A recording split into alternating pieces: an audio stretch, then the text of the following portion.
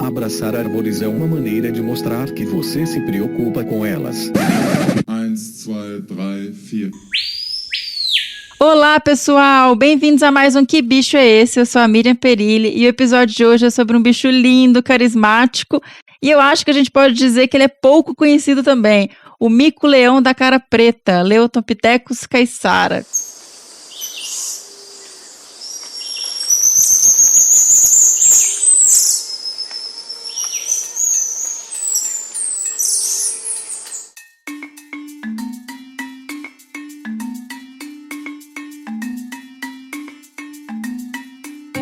Lembrando que esse é o quarto e último episódio do Que Bicho é Esse? Dentro da série especial sobre primatas da Mata Atlântica, apoiado pela Real Wild. E para falar sobre essa espécie, eu tive o grande prazer de conversar com o professor doutor Alexandre Túlio Amaral Nascimento. E, como não poderia deixar de ser, eu estou aqui hoje abrindo o episódio com o nosso querido Obi-Wan Kenobi, professor doutor Fabiano Melo, diretamente de Quito, no Equador. Olha que chique! Bem-vindo, Bião! Opa! É verdade, né, Miriam? Hoje eu tô longe. Obrigado mais uma vez pela oportunidade, pelo convite, né? E de fato estamos aqui tentando passar um pouco, né, de conhecimento da nossa macacada para o mundo inteiro, né? Um congresso internacional que está rolando aqui em Quito, no Equador. Sim, eu vou querer saber um pouquinho mais dele, viu, Bião? Claro, bora! Mas primeiro, Bião, eu fiquei pensando aqui depois de gravar com a Lê, eu senti que o mico-leão da cara preta, ele me lembrou um pouco o sagui da serra, o Calitrix flaviceps, assim, bicho com distribuição restrita, pouco conhecido, ameaçado. Não, total. O flaviceps, hoje, né, os dois teriam talvez as menores áreas de distribuição geográfica, né, tanto o Calitrix flaviceps, que é o sagui da serra, quanto o Leotompithecus caissara, né, o mico-leão caissara ou da cara preta. E a situação, infelizmente, né, o Ale vai contar e vocês vão trabalhar essas informações aí, infelizmente, do caissara é muito ruim, né, é muito crítica. Uhum. Mas isso, de cara, né, o maior problema para esses, né, para essas espécies, como esses dois bichinhos tão carismáticos, é a área de distribuição geográfica, que é muito pequena, você tem toda a razão. Pois é, e é um bicho, assim, eu fiquei muito impressionada na nossa conversa, porque ele tem uma área pequena e é uma área de difícil acesso, né? Um animal que vive em floresta pantanosa, alagada, que o acesso na área em si, assim, de estrada, de tudo é difícil. Então, é um bicho que tem pesquisa, mas não é, quando a gente compara com os outros mico-leões, ele tá um pouquinho ali desconhecido. Não, e aí complica tudo, né? Porque, mas é fácil de achar, se o bicho só tá num lugar. Mas vai andar lá, né, Mirim? Igual você falou aí. Vai caminhar, vai ter acesso. Né, o Parque Nacional da Ilha do Superagui, ele tem, inclusive, uma descontinuidade com o continente, apesar de ser pequeno e tudo. Então, assim, tem todo um contexto geográfico, um contexto de logística, né, de paisagem, que quase que proíbe, né, ou dificulta muito o estudo da espécie. E aí, tudo que a gente pode fazer para protegê-la, para melhorar o conhecimento, fica dificultado por esse processo. Uhum. Com certeza o Ale vai contar os perrengues pra gente aí. Vai. Toda hora eu ficava, gente, não é possível. E só pra lembrar também, a gente mencionou que o Flaviceps tem um episódio que a gente gravou juntos, né, Bião? Bião foi o especialista, que é o episódio bicho número 37. Então, quem quiser saber um pouco mais, volta lá pra ouvir. Boa. E, Biel, eu trouxe um pouquinho essa questão da logística e da dificuldade de acesso para estudar esse bicho, porque o Ale também mencionou que ele tem conversado com você, o Bião e o Bião Drone, né, trazendo as tecnologias, essa questão que está revolucionando. Todo mundo que eu converso fala, não, mas a gente agora vai fazer levantamento populacional com o Bião. Bião, dá realmente para achar esses bichos com drone? Cara, eu tô muito empolgado, assim, excitado com essa possibilidade, né? Eu já tenho encontrado vários gêneros de macacos da Mata Atlântica com o drone, claro, com essa tecnologia acoplada ao drone. Sim, porque o drone sozinho, como se diz, né, Miriam, não funciona. Então, a câmera termal, que tem essa capacidade de identificar os bichos com base no calor do corpo, com a temperatura corpórea, tem facilitado demais, eu diria sobremaneira, a capacidade nossa de detecção de animais nas copas das árvores. E eu já, felizmente, gravei, assim, né, fazendo survey mesmo com drone, com termal, já gravei Calitrix penicillata, que é um bicho bem menor, tem metade do peso do Leontopithecus, né, que é o gênero dos micos-leões. Então, eu acho que a gente vai ter super sucesso. A mata lá não é uma mata muito alta, o Ale a gente já está em contato, vamos fazer uma reunião e marcar uma agenda, mas eu estou bem empolgado com a possibilidade de ver esses bichos lá com drone, sim, com um bião-drone. Porque se é difícil demais fazer levantamento e contar e ver status de uma população, ainda mais num bicho numa área difícil. Não, e o acesso à área, né? Isso, que você falou, pantanosa, difícil de caminhar. Então, as metodologias tradicionais, né, que a gente sempre comenta aqui, no Desabraçando, no Que Bicho é Esse, né, que é o censo por transecção linear, ou seja, você tem que passar, você tem que caminhar muito na floresta para ver os bichos. O drone com a câmera termal acoplado, né, a câmera termal acoplada, ele tem tido um sucesso muito grande. Eu acabei de fazer um experimento, né, um piloto na Amazônia, foi sucesso. Peguei vários gêneros, inclusive bichos que eu nunca tinha filmado com drone. Pois é, olha, gente, eu sou apaixonada. Sou muito fã desse trabalho, Bião. Muito orgulho, você tá mandando ver com esse trabalho. E, Bião, outra coisa também, agora esse que é o último, mas é o último, assim, dessa fase, né, Bião? A gente ainda vai aí pros bichos da Amazônia, tem um monte de primata que precisa ser mais conhecido, que a gente ainda vai trazer aqui pro Que Bicho é Esse. Mais uma vez, na conversa com o Ale, que foi uma conversa muito legal, assim, o Ale deu uma super aula, um cara muito gente boa, assim, muito gostoso de conversar, e que também ficou muito tempo lá estudando os bichos, acompanhando, né, de perto, tendo toda essa experiência, tanto com o animal quanto com a comunidade ali do entorno, com os caiçaras. Mas ele trouxe também que agora, nessa nova fase, ele já está um pouco mais afastado, mas ainda continua dando suporte lá, a questão de se formar um grupo colaborativo com várias instituições, várias pesquisas, e eu tenho visto isso em todas as nossas conversas com os primatólogos, apontando essa questão de todo mundo trabalhar junto, colaborar, investir em conservação, em parcerias, e isso eu tenho achado uma coisa muito legal, assim, dos primatólogos, especialmente. Eu diria que é um pouco outlier mesmo, né, Mirinha? A gente conhece bem os trabalhos de conservação com vários grupos de fauna que a gente lida, grupos, né, de plantas, enfim, grupos de conservacionistas que lidam com biodiversidade. A gente não vê isso com frequência mesmo, né? Assim, e eu estou comentando isso aqui no evento com outros colegas brasileiros e outros colegas de outras partes do mundo, e a gente está falando exatamente muito sobre isso, assim, a importância do network, da rede de parceiros e instituições voltadas para esse objetivo comum, que é a proteção de uma espécie, né? Então, a primatologia cresceu muito no Brasil, principalmente, com esse tipo de contexto, né? A gente já comentou aqui em outros episódios a questão do próprio mico-leão-dourado, que foi pioneiro aqui, né? Um projeto de conservação pioneiro, e ele teve tudo isso, e hoje é um grande case de sucesso, né? O Russell Mittermeier fala isso com muito orgulho nas palestras dele, mundo afora. O Brasil tem uma experiência com conservação muito boa, e o Brasil é pioneiro e é bem sucedido exatamente porque faz esse tipo de trabalho, né, dentro desse contexto. E a gente tem os exemplos nossos que são da primatologia, principalmente. E é um jeito, né? E aí vem o que você falou. É um jeito de trabalhar que a gente já adquiriu e que a gente não abre mão. Assino embaixo o que você está mencionando aí. Pois é, fica uma lição aí, né? É muito legal ver isso. Muito bom. E, Bião, aproveitando que você está aí no Congresso da Sociedade Internacional de Primatologia e da Sociedade Latino-Americana de Primatologia, né? O primeiro congresso depois aí de 2 anos de pandemia, presencial, só com os feras aí da primatologia mundial, né? Eu tenho acompanhado as fotos que vocês postam em redes sociais. Conta aí um pouquinho pra gente como é que tem sido, quais são os principais temas que vocês estão discutindo aí no Congresso. Traz essa experiência aí fantástica que vocês estão vivendo pra gente. Nem me fala. Primeiro porque, né, eu não conhecia Equador.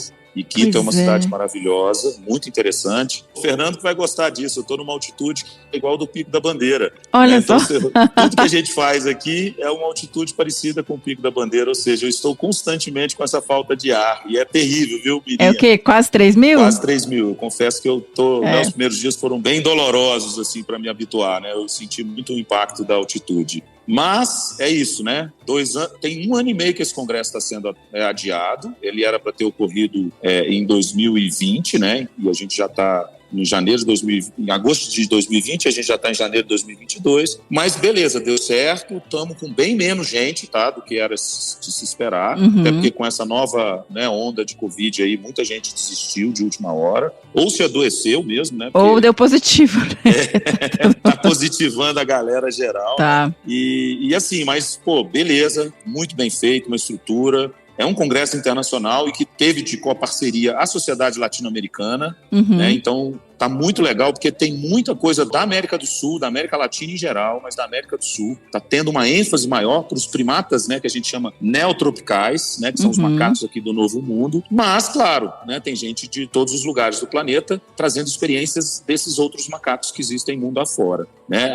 Como é de se esperar de um congresso como esse, né, Mirinha? A gente tem todas as temáticas que seriam importantes abordar, né? Evolução, genética, taxonomia, comportamento, ecologia geral, dieta, mas cada vez mais a gente está vendo, né, um tema, né, na verdade, principal que está permeando os outros temas é a conservação, né? A necessidade de proteger os bichos, principalmente as espécies ameaçadas. Então a gente está tendo muitas discussões voltadas para isso. E também, que eu achei legal, né? Eu mesmo participei de uma mesa redonda sobre o uso de tecnologias avançadas, né, para que a gente possa melhorar o nosso conhecimento dos macacos. Claro, eu trouxe aqui os dados dos drones, né, que a gente está usando aí no Brasil. Então, assim, parece que são duas linhas, sabe, Mirinha, que a gente está vendo mais forte, conservação e tecnologia. Perfeito. Eu fiquei até pensando mas entra em conservação, se teria mais coisa sobre clima também, né, que está sendo tão... Sim, a gente está vendo as pessoas usarem mais, né, de modelagem de nicho ecológico, né? O que significa isso aí para a nossa tia Cotinha? É exatamente pensar o que vai acontecer no futuro em relação ao clima e se a gente consegue, então, interpretar essas mudanças climáticas no habitat dos bichos que a gente está monitorando hoje. O quanto isso vai afetá-los lá no futuro. Então, isso a gente está vendo o pessoal usar muito de modelagem e a gente está vendo também a temática, né, permeando as falas do pessoal sobre a preocupação que eles estão tendo com, principalmente, a ocorrência de incêndios. Hoje nós tivemos uma fala, né, a plenária de abertura do dia hoje foi do Martin Kovalevski, que é argentino, que está trabalhando com a Aloata caraia, que é o bugio preto, né? Nós temos aí no Brasil também essa espécie, ela ocorre também na Argentina. Mirinha, era de chorar. Sério? Os macacos bugios torrados pelo fogo. É uma coisa mais bizarra que eu já vi, sabe? E, infelizmente, circulou isso, né? Circulou bastante aí no Brasil ano passado, não sei se você lembra. Na verdade, eu acho que essas fotos... É a espécie que tem no Pantanal também, né? Exatamente. E as imagens de bichos, né, literalmente carbonizados, me parece que as que mais circularam aí no Brasil, se eu não me engano, no ano de 2020, inclusive, naquele primeiro grande incêndio que teve no Pantanal, foram dessas populações de bugio preto lá na Argentina. E assim, é muito assustador. Então essa questão das mudanças climáticas, né, principalmente associadas à ocorrência cada vez maior de incêndios cada vez mais brutais, né, tá muito associada a isso hoje. Eu vi que a galera tá falando muito sobre isso, sabe? Seca e incêndios, assim, né, que tem mais chamado a atenção de ameaça para os macacos que eu tô vendo aí mundo afora. Perfeito. E lembrando, né, Bion, que, por exemplo, os animais que a gente trouxe aqui pro episódio são bichos que têm populações bem reduzidas. Então, um grande evento, uma mudança mais séria, ela tem um impacto de ameaçar realmente uma espécie, de poder levar uma espécie à extinção, né? Que são esses eventos que a gente fala estocásticos, que a gente não tem muito controle. Sei lá, uma população de 200 bichos e se queima tudo ali, ou se separa em fragmentos muito pequenos, ela fica numa situação muito complicada, né? É isso aí. Perde-se muito em pouco tempo, em espaços, né, de tempo menor, e aí você gera também, por ser já uma espécie ameaçada, um impacto muito grande sobre a conservação daquela espécie, né? Isso é um problema sério mesmo. Perfeito. Mas vamos, né, ter esperança e energia aí. Olha só esse encontro, tanta gente focada em conservação, em trabalhar junto, em salvar esses bichos. Vamos pensar positivo, porque tem um trabalho grande pela frente, né? É verdade, Mirinha. E eu só olho o copo meio cheio, sabe? Eu não olho o copo meio vazio. Eu acho que conservação depende desse espírito nosso de otimismo. Exato. Senão a gente já chutava o balde há muito tempo, né, Mirinha? Mas é isso aí, vamos em frente. Vamos que vamos. A gente traz aqui histórias tristes, mas a gente traz tanta história também de pesquisador que está aí na linha de frente, correndo atrás, e resgatando, momentando. Fazendo diferença. Fazendo diferença, conseguindo, assim, ao longo de anos, restabelecer populações. Então a gente também tem muitos casos de sucesso para a gente se inspirar aí no caminho. É isso aí. Concordo plenamente. Pião, obrigada, muito obrigada pela parceria toda, né, durante essa série especial sobre primatas. Foi muito legal gravar todos esses episódios com você e trazer tanto conteúdo legal, então eu só tenho realmente que te agradecer. Imagina. E em breve a gente tem mais aí pro pessoal, né? Se Deus quiser. Eu que agradeço, Mirinha. Valeu. Valeu, turma. Beijo no coração de cada um de vocês. Se cuidem.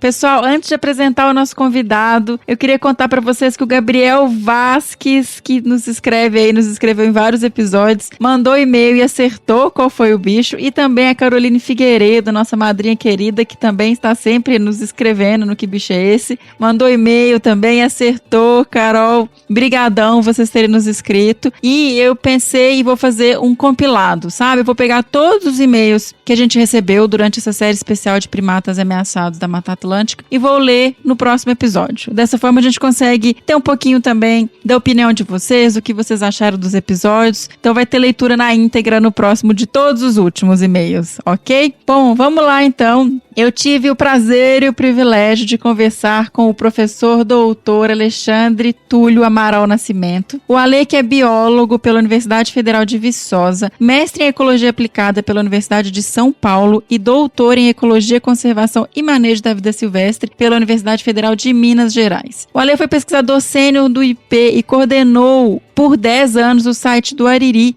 onde ele estudava os micos caiçara e onde a instituição aplicou seu modelo de biologia da conservação, onde alia conservação da biodiversidade e desenvolvimento sustentável local. Hoje ele é professor e pesquisador da Universidade do Estado de Minas Gerais, a UENG, docente e orientador permanente do Programa de Mestrado Acadêmico em Ciências Ambientais da UENG também e coordenador do Observatório de Políticas Públicas pela Sustentabilidade, a OPPS. O Ale continua aí também colaborando com o projeto Com os Micos, lá na região do Ariri, em torno, né, na região de ocorrência desse bicho, e ele vai contar isso tudo pra gente agora, então bora lá ouvir um pouquinho mais sobre o mico-leão da cara preta, o Leontopithecus caiçara.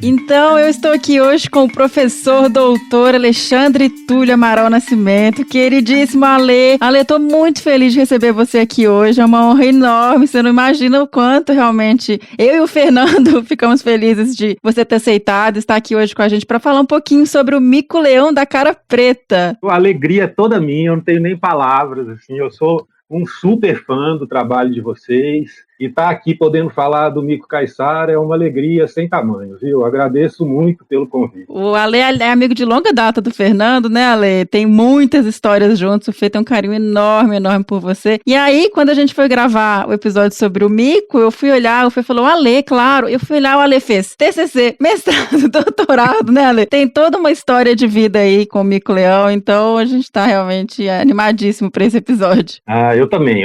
Estou ansioso, feliz de participar. Foi uma longa trajetória, né? Já é uma longa trajetória, desde a graduação, eu tranquei a minha graduação para ir fazer a estimativa, né, do tamanho populacional de micos caiçaras lá na Ilha do Piragui, e desde então, mais intensamente até 2015, né, mas até hoje a gente está aí na equipe que tenta trabalhar com o mico-leão caiçara e contribuir, né, para a conservação da espécie da região lá do Lagamar. Isso. Ô, Ale, a gente sempre começa o episódio falando um pouquinho quem é, né? Que bicho é esse que é o mico-leão da cara preta, o Leontopithecus... Leontopithecus caiçara. O Leontopithecus caiçara. Escreve ele aí pra gente um pouquinho, esse bicho bonito. Como o nome já diz, o Leontopithecus caiçara é um caiçara, né? É um mico-leão caiçara, o que quer dizer que é uma espécie que ocorre na região litorânea, tem uma área de distribuição muito restrita, ali no extremo sul de São Paulo, extremo norte do Paraná. Então, é na região do Parque Estadual do Lagamar de Cananéia e na região do Parque Nacional do Superagui. Na verdade, essas unidades de conservação de proteção integral estão num mosaico muito maior de unidades de conservação. A espécie está restrita a uma área muito, muito, muito, muito pequena, né? São cerca de 300 quilômetros quadrados, é muito pouco, é algo como se fosse aí, talvez para as pessoas terem uma noção melhor, 300 quilômetros quadrados, mais ou menos, né, 30 mil hectares, e a gente convertendo isso para campo de futebol, né? Eu acho que dá uma dimensão melhor para as pessoas. E um fator de curiosidade, Miriam, que sempre me instigou muito com a questão do caiçara, é que a gente está falando de uma espécie com essa distribuição muito restrita, no maior contínuo que ficou de floresta atlântica, né? Essa região ali do litoral do Paraná, que emenda com a Serra do Mar de São Paulo, a gente está falando do maior e mais importante remanescente de floresta contínua, né? Então é uma realidade distinta das outras 3 espécies de micos-leões que estão num contexto de paisagens muito fragmentadas, né? Que tem a sua distribuição num contexto de fragmentação muito forte. E o caiçara é essa espécie, eu sou, claro, muito suspeito para falar, mas é um primata maravilhoso, né? Com essa distribuição muito restrita, um caiçara que precisa de atenção, de pesquisa, de cuidados, né? Uma espécie muito ameaçada, uma população aí estimada. A última estimativa que foi conduzida em campo já tem 20 anos, né? Nossa, isso tudo? Sim, foi quando eu tranquei meu curso na UFV e fui fazer ciência. Ih, tá entregando sua idade aí. Não, a gente já tá com uma idade aí nas costas. E enfim, a gente está aí na expectativa, inclusive, de atualizar isso, né? Não sei se eu falo agora ou falo depois, mas... Não, a gente vai chegar lá, não, mas é bom já ter as pessoas terem essa noção de que é um bicho que tem aí essa estimativa bem... 20 anos é bastante coisa, né? Para um bicho que tem uma distribuição tão restrita, igual você falou. A estimativa hoje não. Na época era em torno de 300, 400, né? Que você comentou. É muito pouco bicho. Exatamente. É muito pouco bicho. Se a gente pensa na população efetiva, né? Considerando, né, a biologia da espécie, que vive em grupos familiares, com um par reprodutivo, essa população efetiva aí vai cair para algo em torno de 250 indivíduos. Nossa, né? Então é muito sério. E ele é como o mico-leão, né? Ele tem essa mesma característica de ter a juba, de ter aquela... Isso. Ele é um bicho bem bonitão também. Exatamente. Ele tem a juba preta, né? O corpo dourado, um dourado forte também, assim. A cauda preta ali, as extremidades das patinhas também, mais escura. Mas é um mico-leão, né? Um mico-leão com a jubona preta e o corpo dourado. E Ale, você mencionou essa questão do animal estar localizado ali no norte do Paraná, São Paulo, né? Essa região do Superagui, Cananéia, isso, agora quem sabe aquela... e Cananéia. Isso, essa região. E aí eu fico mais impressionada ainda quando a gente pensa que o bicho foi descoberto só em 1990, né? É muito impressionante, é muito recente. Pois é, isso é uma outra coisa que é uma curiosidade, né, do mico caiçara. Porque se a gente pensar numa espécie de primata que ocorre no estado mais populoso do país, né? Sim.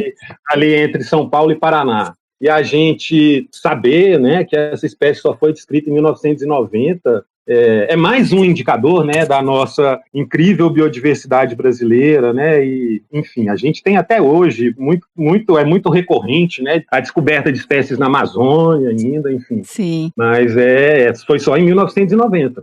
Pois é, eu fiquei impressionada quando eu fui estudar e descobri isso. E Ale, e tem um motivo também, né, eu tava vendo que ele habita, né, áreas bem de difícil acesso, florestas pantanosas. Como é que funciona isso?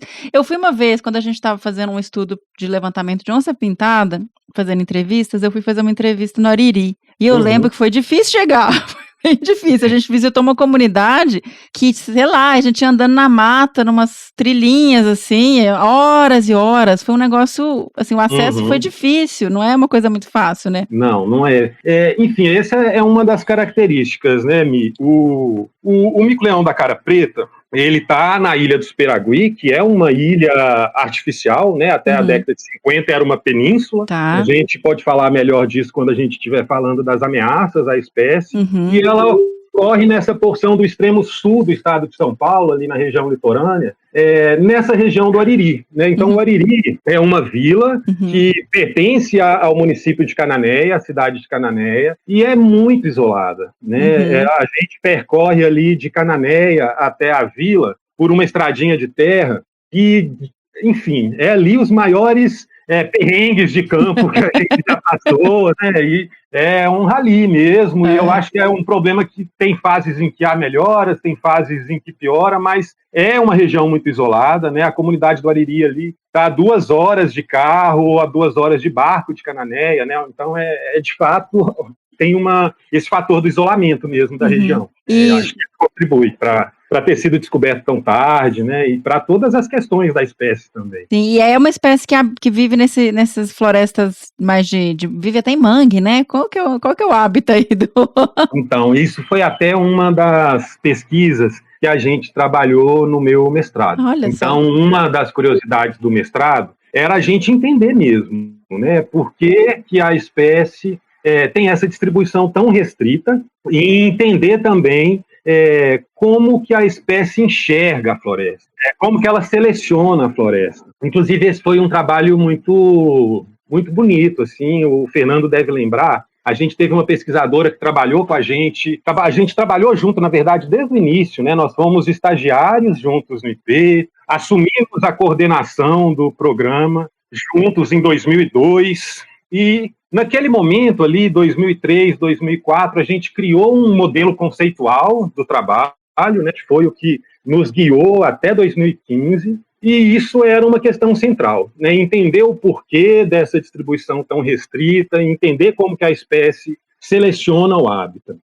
E aí a Lúcia Schmidlin, ela fez no mestrado dela uma análise muito criteriosa da classificação de vegetação dessa região, né? Um trabalho usando aí ferramentas de geoprocessamento, né? E de uso de imagens satélites. E a partir dessa classificação bem refinada que ela fez e dos dados de monitoramento de grupos que a gente tinha, que o IP tinha no Superagui, e do trabalho que a gente iniciou em 2004, mais ou menos no continente, a gente pôde, então, no meu mestrado, testar essa hipótese, né? Se a disponibilidade de cada classe de vegetação dentro das áreas de vida dos grupos que a gente monitorava tinha relação com a taxa de ocupação.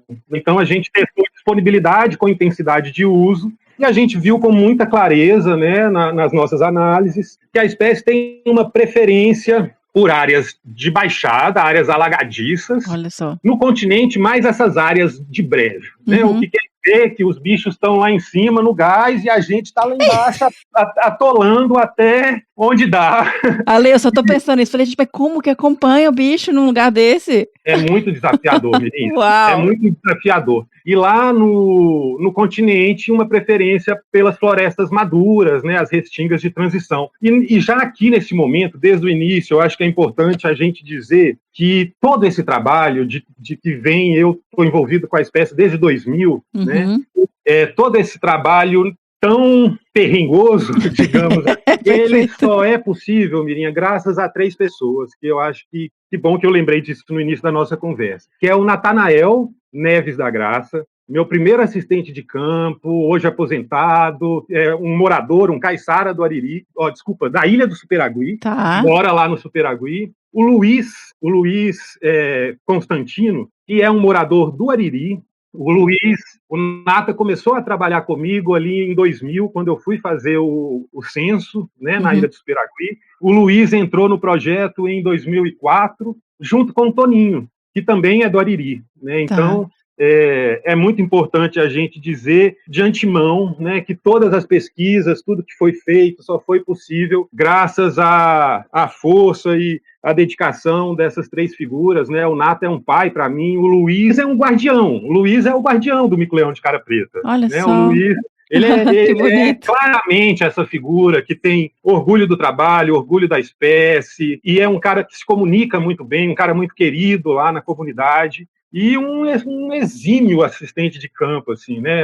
Para ele, chegar num oco é um estralar de dedos, e é um cara muito hábil, então é bom lembrar que a gente só conseguiu fazer esses trabalhos por causa da colaboração, né, e do empenho deles. Isso é legal você trazer, eu acho importante e bonito, assim, porque quando a gente vai trabalhar e estudar num lugar, e a gente tem muito estudante que nos escuta, então é importante que eles entendam isso, você está indo de fora, você é o estrangeiro ali, sabe? Você não conhece a região, você não conhece a cultura, você não conhece as matas, e aí você tem essas pessoas ali que se abraçam o projeto, elas são capazes de fazer, de possibilitar realmente sucesso ou não, né, de terem essa participação, igual você falou, que uma pessoa que tem uma boa entrada na comunidade, um cara que entende dos bichos, o cara que sabe andar no mato, e você chegar com respeito por todas essas pessoas, né? Faz toda a diferença, né, Miriam? Eu diria que é essencial. E a gente, quando começou a trabalhar na porção continental, né, de ocorrência da espécie, lá em Cananéia, no Ariri, a gente começou trabalhando com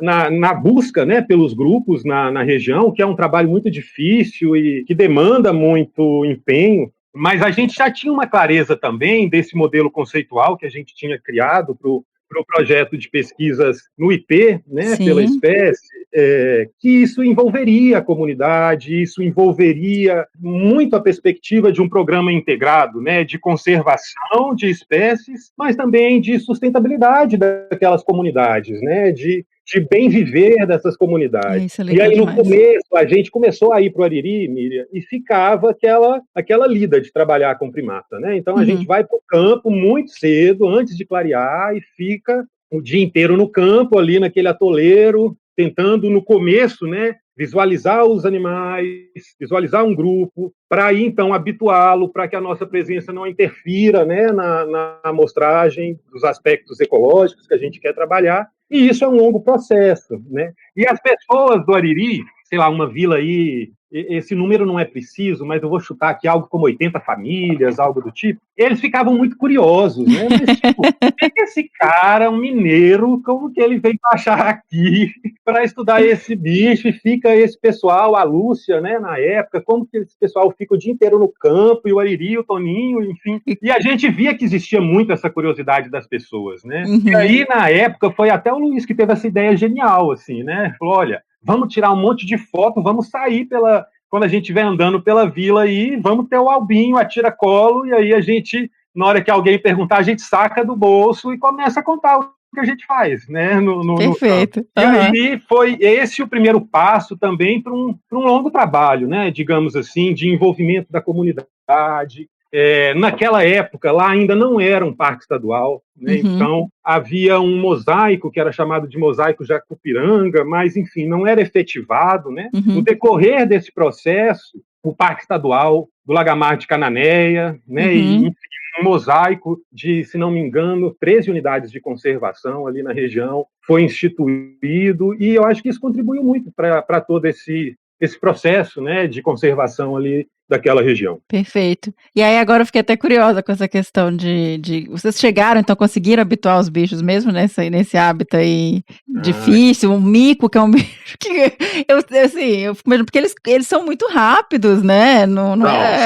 São muito ligeiros, são muito ligeiros. E vocês chegaram por rádio para achar? Como é que vocês faziam? Sim. Então, essa primeira fase, esse começo é o mais desafiador, né? O mais difícil. E a gente veio de um lastro, lá naquela época, em que as pessoas falavam com a gente, nossa, você não vai conseguir ver esse bicho, ninguém consegue ver esse bicho. Outras instituições já tinham tentado iniciar e não tinham tido sucesso na habituação dos animais, sabe? E aí, a gente foi no empenho mesmo, usando playbacks, um playback muito ruim, que eu acho que nem dava nenhum efeito, mas na insistência de traçar algumas áreas que os meninos que já conheciam bem o campo lá definiram para a gente. Enfim, a gente conseguiu, acho que, se não me engano, com 6 meses de busca ativa, assim, a gente conseguiu habituar. Teve até uma história que é muito marcante, assim, que nesse início, que quando a gente estava, Miriam, aquele momento, sabe? Assim, quem trabalha hoje ou trabalha com primatas vai entender bem o que eu estou falando. Que a gente percebe que o bicho não está mais arredio, né? O grupo não está mais arredio à nossa presença, e aí a gente já conseguia monitorar, já conseguia andar, né? Acompanhar os animais.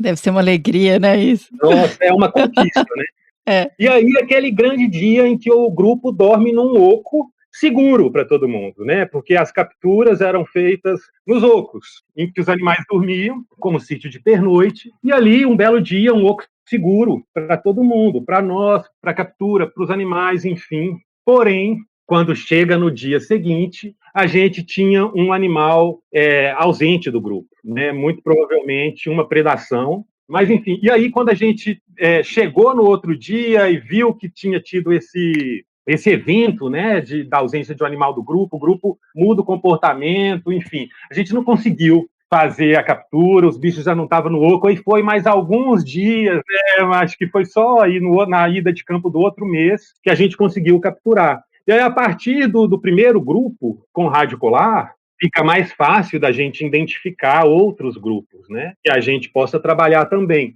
Porque, enfim, eu acho que o bom ouvinte do Que Bicho é Esse do Desabraçando já sabe bem o que é isso, mas só para o pessoal, né, ter uma clareza, a gente usa um colar anatômico feito, desenvolvido para aquela espécie ou para aquele gênero, e a gente tem um receptor, né, a tiracolo com uma antena, e aí basicamente é como ondas de rádio que estão aqui no ar. Se eu ligar o rádio aqui atrás, eu consigo sintonizar uma frequência, é a mesma lógica para o animal, né, e aí a partir disso a gente começou a monitorar um grupo.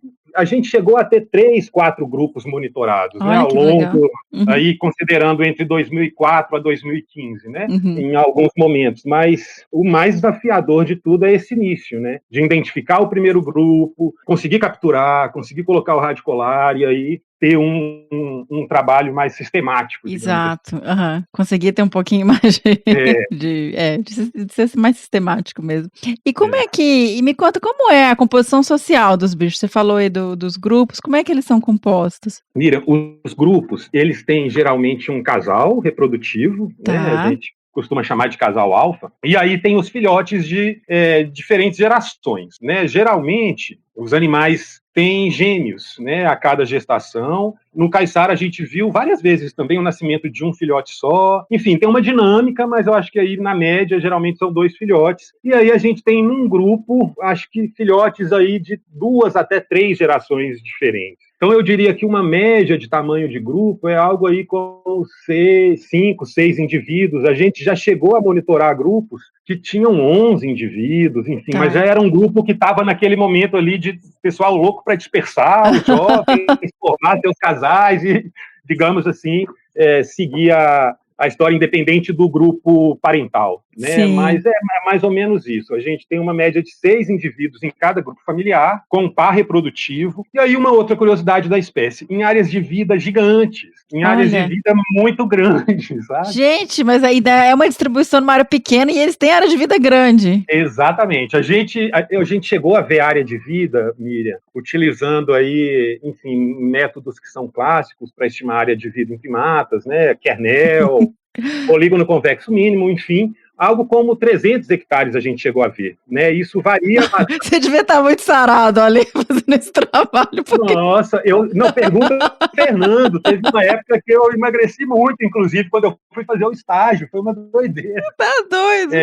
Mas, não, e se eu te contar o censo, então, o tanto que a gente caminhou e para tanto pouco avistamento, mas isso é um outro assunto.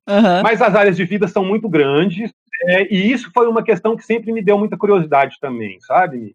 Foi tema de um dos artigos do meu mestrado, e no doutorado eu continuei com essa linha de trabalho também, e outras, né, que fizeram parte da tese, mas de tentar entender, né, o uso e seleção do espaço, e isso inclui as áreas de vida, a dinâmica, a ecologia espacial dos animais, né? Então, o que a gente viu é que são áreas de vida grandes, que podem chegar aí a 200, até 300 hectares, mas com uma dinâmica temporal muito interessante, em que novas áreas vão sendo acrescidas ao longo do tempo, algumas áreas vão sendo abandonadas. Um dos grupos que a gente usou para o meu doutorado, a gente chegou a monitorar 70, se não me engano, 74 meses, 73 meses. Uau. Então foi um monitoramento de muito longo prazo, né? E a gente conseguiu ver essa dinâmica ao longo do tempo. de algumas áreas sendo abandonadas, outras inseridas, e aquilo vai ali, eles vão reciclando aquelas áreas, né, ao longo do tempo.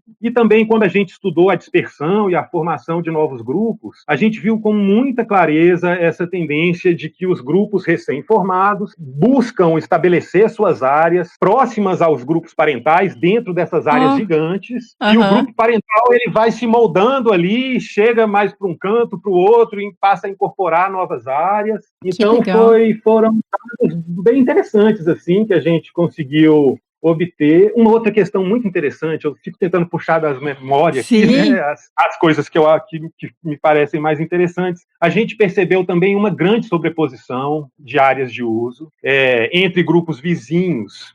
Porém, essa sobreposição, se a gente pega o montante do tempo de pesquisa de 2 grupos, por exemplo, a sobreposição de área de vida pode chegar a 70%, 80%, mas se a gente vê essa sobreposição mensalmente, no tempo, não há sobreposição. Entendi. Não há sobreposição nenhuma. Ou seja, os grupos vizinhos ali entram entre muitas aspas, né, num tipo de acordo, né, esse mês eu uso, o outro, enfim, né, e aí a gente tem essa partição temporal, né, da área de vida, que me parece uma estratégia bem interessante muito também. Interessante. Eles ocupam as áreas, mas não estão no mesmo lugar no mesmo tempo, né? E vivem fugindo de macaco prego. Isso é uma outra curiosidade também. Entre eles têm chega a ter atrito entre grupos? É um território muito marcado? Chegam.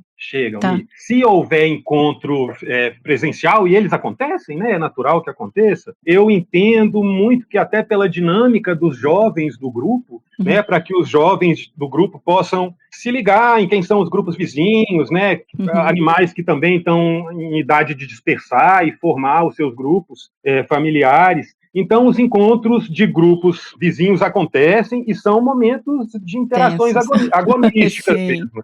É bravo. E macho e fêmea dispersa igual, assim, não tem... Então, isso foi uma questão interessante. Tudo isso é importante considerar, Miriam, que o nosso tamanho amostral é muito pequeno, né? Então, no meu doutorado, por exemplo, a gente trabalhou com 3, 4 grupos e viu o que acontece, né, nesses grupos. Mas, enfim, a gente percebeu que fêmeas e machos dispersam, inclusive as fêmeas tendem a imigrar, sair do grupo parental, ir para um outro grupo, e nisso provocar a dispersão do macho e dispersarem juntos. Dentre as dispersões que a gente verificou, a gente também viu uma situação de 2 irmãos dispersando juntos.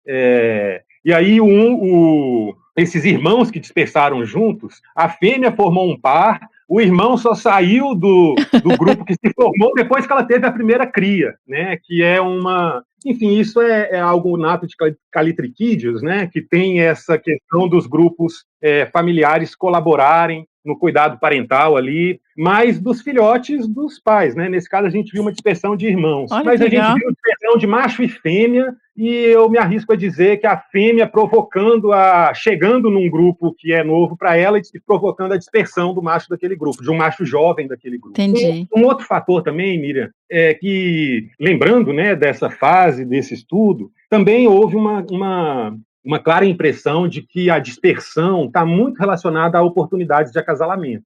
Então, eu acho que isso talvez seja óbvio, né? Mas eu acho que é legal ser dito, né? Então, nessas interações agonísticas, um jovem percebe que um macho, ao morrer, houve algum vazio ali num determinado grupo, e isso também pode motivar a entrada de um indivíduo, digamos, num grupo, né? Que já está ali, digamos, de algum modo estabelecido. Quando você começou a falar aí das áreas de vida, eu fiquei em dúvida na questão de recurso. O que os bichos comem, assim? O que define isso também? Pode ter alguma função, pode explicar um pouco também essa questão, né, das áreas de vida tão amplas? E não sei. Claro.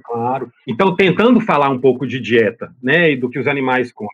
Nunca foi o foco específico de pesquisas que eu estivesse à frente, mas a gente sabe, né, a gente acompanha. Enfim, os animais têm uma dieta rica, né, eles se alimentam de frutos, de insetos, de pequenos vertebrados anfíbios, né, basicamente anfíbios que vivem nas bromélias. Eles estão numa floresta, Miriam, que é muito rica em epífitas. Uma floresta muito exuberante, né, aquela floresta atlântica, digamos assim, que é o que vem na cabeça, pelo menos acho que dos biólogos. Né? Aquela bem e aí, pristina, né? Muitas bromélias, e eles um microhábitat ali de forrageio importante para esses animais, e a gente também sabe de pesquisas ainda da época do superagui, né, que aí tem todo um histórico também de muitas pessoas que fizeram contribuições importantes para o conhecimento da espécie, como a Fabiana Prado, por exemplo, a Gabriela Ludwig, enfim, eu não vou me arriscar a falar nomes de todo mundo, ou depois a gente pode tentar até falar. Claro. Mas o pessoal que viu que eles também se alimentam de um tipo de fungo que é comum numa espécie de bambu nativa, sabe, dessa região. Olha só. Então, esse fungo também é tipo quase que uma iguaria, assim, na dieta do caiçara. Mas são animais que têm uma dieta aí rica, né? Envolve frutos, insetos, invertebrados e pequenos anfíbios aí nas bromélias. E eu lembrei também que você mencionou a questão dos macacos pregos. Eles devem ter medo, né? Macaco prego deve chegar a predar eles, porque é perigoso. Sim, isso é um dado empírico, né, que a gente tem, assim, de vivência em campo dos animais sempre evitando. Então, houve macaco prego, ou mesmo quando a gente vai a campo para um grupo que a gente sabe que está em alguma área, ele está ausente, mas aí você vê que o macaco prego está presente ali. Eu tenho para mim com clareza, né, que eles tendem a evitar as áreas quando os macacos pregos estão por ali. E Ale, tem alguma coisa assim de estudo genético, né, uma população pequena para se saber como está a variabilidade, se os bichos estão bem, ou isso é uma coisa também que que ainda existem planos de se fazer? Existem planos e a necessidade de se fazer, mas também tem coisas que já foram feitas. Ah, que bom. Teve um trabalho, Mi, que na época foi um trabalho até com recursos do Fundo Nacional do Meio Ambiente. O FNMA. Isso, enfim. A gente teve um recurso que nos possibilitou um esforço muito hercúleo, eu diria, que a gente conseguiu amostrar 44 animais em grupos, tanto no continente quanto na ilha do Superagui. Tá. A ideia desse estudo era, essencialmente, a obtenção de amostras biológicas para compreender o estado de saúde da população e também para compreender o status genético da população. Lógico que uma espécie que tem populações tão pequenas, isoladas, né, entre ilha e continente, num contexto em que esse isolamento é datado, né, a ilha do Superagui era uma península. Explica isso para a gente. Isso é uma questão interessante. A ilha do Superagui, até mais ou menos a década de 1950, ela tinha uma conexão com o continente, como se fosse uma península, na verdade, né? E aí, naquela época, houve uma obra de engenharia para o alargamento desse canal. E aí, desde então, a gente passa então a ter esse contexto de duas populações isoladas. A gente tem uma população na ilha do Superagui e uma população na região do continente, ali na região do Ariri, que fica hoje no Parque Estadual do Lagamar de Cananéia, e a região ali do Vale do Rio dos Patos, que também é parte do Parque Nacional do Superagui. Foi, se não me engano, inclusive, por causa dos registros de caiçara. E aí, essa curiosidade, né? Então, qual o impacto de uma população tão pequena, com uma distribuição tão restrita, e que teve esse isolamento? Isso. E aí a gente fez uma parceria. Quem esteve à frente da pesquisa, se não me engano, na época foi o pós-doutorado, foi a pesquisadora Milene Martins, pela UFSCar, pela Universidade Federal de São Carlos, que esteve à frente desse estudo. E aí ela usou esse material que a gente coletou para essas análises genéticas. E o que a gente viu, Miriam, em síntese, é o seguinte: a gente tem uma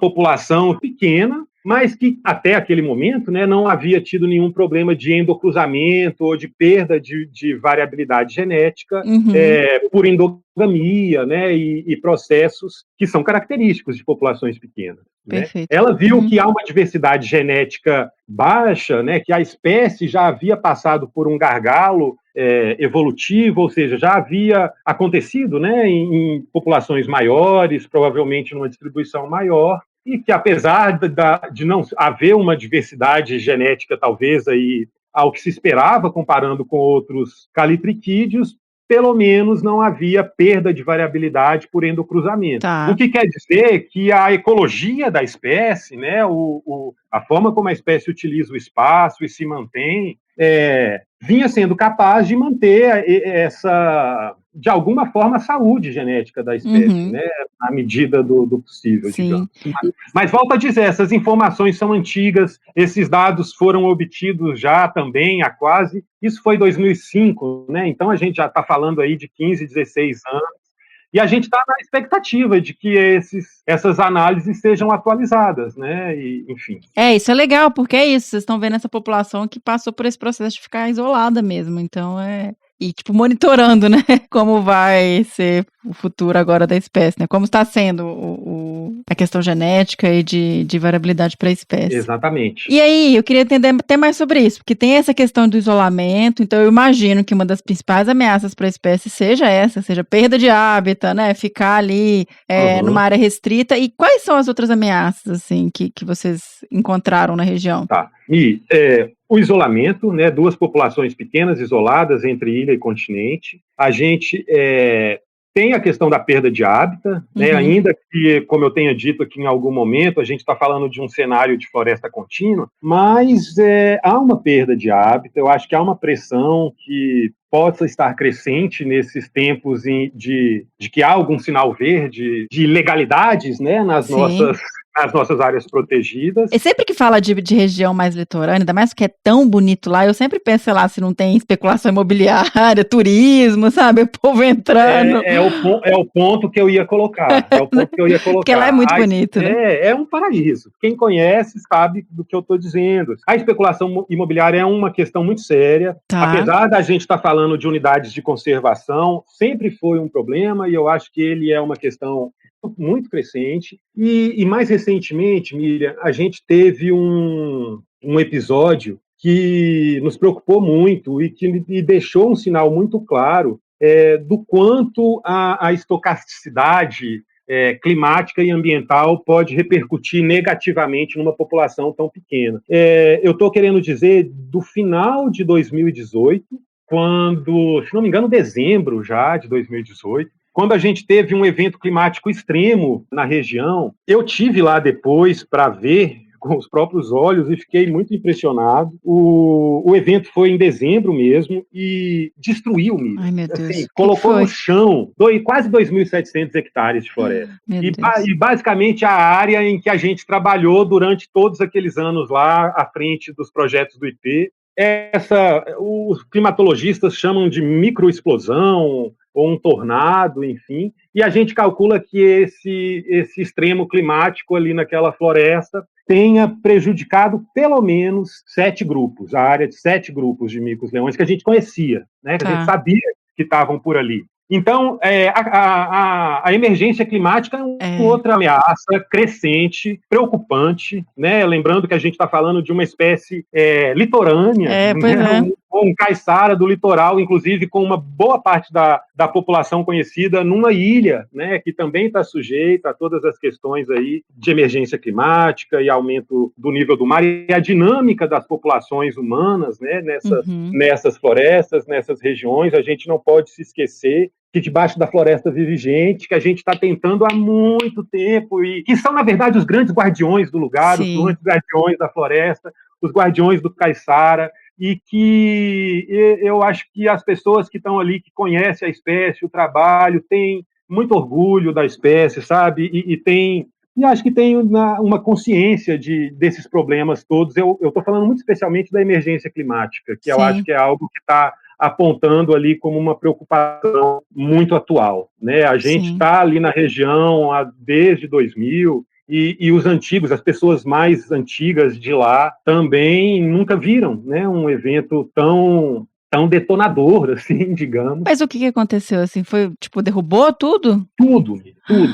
Imagina uma área de uma floresta exuberante, de árvores centenárias. Então ali é isso que eu ia falar, estão ali aguentando tranco há muito tempo, né? Muito tempo e boa parte disso no chão, detonado, virado, assim, uma coisa muito impressionante. A gente fez um um esforço, né, de entender um pouco melhor isso, compartilhamos no Congresso de Primatologia, se não me engano, de 2019, né? E atualmente a gente está tentando entender como que tem sido a ocupação ou a reocupação dos micos dessa área, né? Como que essa área tem se restaurado, né, depois desse extremo climático. E, enfim, tem questões muito interessantes, assim, de algumas vilas da região em que a gente nunca tinha tido registro de animais, apontar que passaram a ver animais depois desse extremo, sabe? Então, acho que muito numa tentativa de alguns grupos de se manterem, né, passando a ocupar áreas que eles não ocupavam antes. Perfeito. Porque, Miriam, tem algumas questões, assim, eu não sei se eu estou desviando um pouco qualquer coisa. Não, eu só queria dar uma explicada, assim, a gente sempre fala aqui, acho que quem é ouvinte já escutou a palavra estocasticidade milhões de vezes, mas quem começou hoje, vamos ver. Só dar uma explicada que quando a gente fala, principalmente, por exemplo, essas populações pequenas, 300 bichos e tal, se acontecer um evento estocástico, assim, se acontecer um evento ao acaso, de repente cai um raio, pegou fogo, tudo, mata os bichos todos e acabou. Entrou uma doença, então são coisas que a gente não tem como prever, não tem controle e é capaz de extinguir uma população inteira. Então, assim, mais ou menos. Talvez você é professor, explica melhor que eu ia ler. Não, imagina, professora, eu acho que você explicou bem, eu acho que de uma forma simples e direta é isso, né? A gente está falando de eventos aleatórios, ao acaso e de algum modo imprevisíveis, que quando a gente está falando, então, de uma população muito pequena, com uma densidade baixa, com uma distribuição restrita, esses eventos podem comprometer muito, né, se não extinguir uma espécie, né? Então é uma preocupação crescente, né? Porque eu não sou, quem sou eu para falar de questões climáticas, mas a gente que está presente no mundo aí, vivenciando, né, tudo que a gente tem visto, eu acho que é muito claro, né, que os eventos eles se tornam cada vez mais intensos, mais irregulares, mais imprevisíveis em termos de impacto, intensidade, então é disso que a gente está falando. Vai só piorar, né? Se a gente for seguir todos os relatórios e tudo que a gente tem visto e a ciência tem mostrado, bora preparar, porque vem coisa feia pela frente. Agora a gente fala tem adaptar, né? Não é nem evitar mais, é adaptar o que vem pela frente, então... Exatamente, é adaptação, é mitigação, é mudança. Na verdade, precisa de se a gente for entrar nisso, é uma outra questão, né? Mas a gente precisa de uma reprogramação geral, cultural, da nossa forma de ser, de existir. A gente precisa aprender com as comunidades tradicionais, aprender com os caiçaras, com os povos originários a como coexistir, né? Bichos humanos e bichos não humanos aí de um outro modo. E volta aí que eu te interrompi para falar o que era estocástico e você estava trazendo uma ideia aí. Não, eu só acho que é importante pontuar assim, que quando a gente começou a trabalhar lá nessa região do continente de distribuição da espécie, que era uma região onde ninguém nunca tinha, não havia pesquisas assim com a espécie na região continental, só na ilha do Superagui. Naquele momento, Miriam, a gente tinha, tipo assim, muito entusiasmo. Não, a gente vai ver que a distribuição é maior, que tem uma área de ocorrência maior, não é possível ser tão restrito. Enfim, havia uma expectativa nesse sentido, sabe? A gente não conseguiu confirmar isso, pelo contrário, né? A gente teve algumas incursões, está me ocorrendo aqui agora uma vez em que a gente visitou uma área com algum grau de distância aí da área que a gente estava trabalhando ali no Ariri, mas ainda dentro do município de Cananéia, onde nos havia sido reportado a presença de, enfim, um sagui, né, um animal pequeno que umas pessoas estavam criando. E a gente falou, não, deve ser caiçara,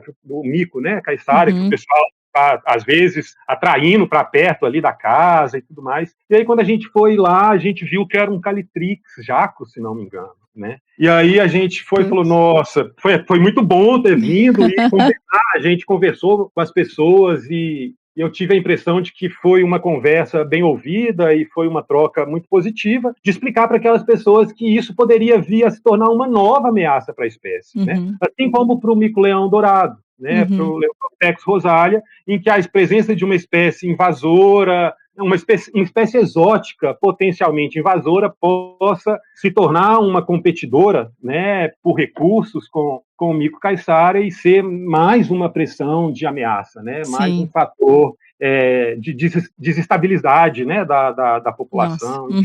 Perfeito. Mas a gente nunca conseguiu confirmar isso. E aí, com a pesquisa da Lúcia, que nos trouxe um refinamento né, da classificação vegetacional para essa região, a gente pôde ver, então, essa questão de como que os micos-leões usam as florestas submontanas e montanas, né? Porque eles estão ali numa cota quase zero ou uma cota muito próxima do nível do mar, e ali, muito rapidamente, assim, eu não sei se eu estou conseguindo me explicar, começa a serra, né? As regiões de serra. Perfeito. Na região do continente. E a gente viu que o bicho só está até a cota 40. Você pensa no litoral, tem a parte litorânea e tem a muralha, né? Tem as serras, e aí ela não vai, né? Ele para ali. Ele não vai, ele para ali na cota 40. Quando a gente viu aquele trabalho lá de seleção de hábitat, que eu também pontuei aqui em algum momento, a gente viu que ele usa essas áreas de floresta, essas manchas de floresta submontana dentro da área de vida, para transitar, mas a área onde o bicho se alimenta e passa a maior parte do tempo, né, nas atividades, enfim, dos grupos familiares, são nas áreas de baixada, nas áreas brejosas, e eles têm essas áreas onde começa a floresta de montanha ou submontana, que a gente fala, meio que mais de passagem mesmo, né? Então a gente viu que esse isolamento dos bichos nas áreas de florestas baixas, né? Vamos chamar assim, que aí envolve várias categorias, enfim, se for pensar nos aspectos fitofisionômicos, né? Mas uma curiosidade da espécie, né? Sim, super. E curiosidade, na verdade, isso é importante até, como você falou, com a mudança climática e um monte de ameaça vindo por aí, você sabe que o bicho não vai muito além daquilo ali, então, se não cuidar daquele hábitat, fica bem complicado para conservar, né? E a gente sabe, Miriam, que o fato, eu comentei em algum momento que quando a gente começou a trabalhar nessa região, lá ainda não era uma unidade de conservação efetivada, hoje o Parque Estadual do Lagamar de Cananéia, uma unidade de conservação muito importante, algo aí, se não me engano, como cerca de 33 mil hectares, com gestores muito comprometidos, né? Mas ainda assim a gente sabe que o fato de ser uma unidade de conservação de proteção integral não garante, não garante nada, né? Não. Ainda mais em tempos como que a gente vive hoje. Em tempos distópicos como esse, então é uma eterna vigília, né? Uma eterna atenção aí com essas áreas. E aí eu até queria comentar outra coisa, porque você mencionou a questão dos caiçaras e de ser unidade de conservação e todo. Mas quando você vai pensar, isso é uma coisa que a gente já sabe, né, Lê? Você não conserva uma espécie, você não conserva ainda mais uma população pequena que está numa área ali, né, vulnerável, se você também não tiver uma conservação das pessoas. E aí você está ali falando de comunidade tradicional, que, assim, hoje em dia não tem mais, né, valor em termos, quando a gente fala de política pública, de coisa nenhuma. Então, é muito sério, você pensa, se você não conservar os meios de vida e as questões tradicionais dessas pessoas, não adianta, você não vai conservar nada que está ali em volta. E aí, por isso até eu queria saber como que era essa relação. Você mencionou que vocês carregavam o álbum de fotos para mostrar para as pessoas, né, para tentar ter essa proximidade, mas como é a realidade dessas pessoas que estão ali tão perto dos bichos e de sustentar, e de meios de vida mesmo, né? Como é essa comunidade e essa relação com os bichos ali? Primeiro a gente está falando de comunidades caiçaras, que tem um vínculo muito forte com a pesca artesanal, com a pesca tradicional, que tem um vínculo forte com a floresta, que tem um vínculo talvez de uma dependência econômica que, enfim, equivocada, digamos assim, de explorar alguns recursos, como o palmito, que eu estou querendo dizer, o palmito jussara, que foi uma espécie muito pressionada na região, e com o turismo, né? Eu acho que aí a gente está falando de uma vocação da região que é muito mais alinhada com aspectos de conservação, né, que é o turismo, especialmente o turismo de base comunitária, onde os principais atores e beneficiários de todo o roteiro, de tudo relacionado ao turismo, são as comunidades, são as pessoas do lugar, né? Então, acho que é esse o modus de vida ali das pessoas guardiães dos caiçaras que guardam o mico caiçara.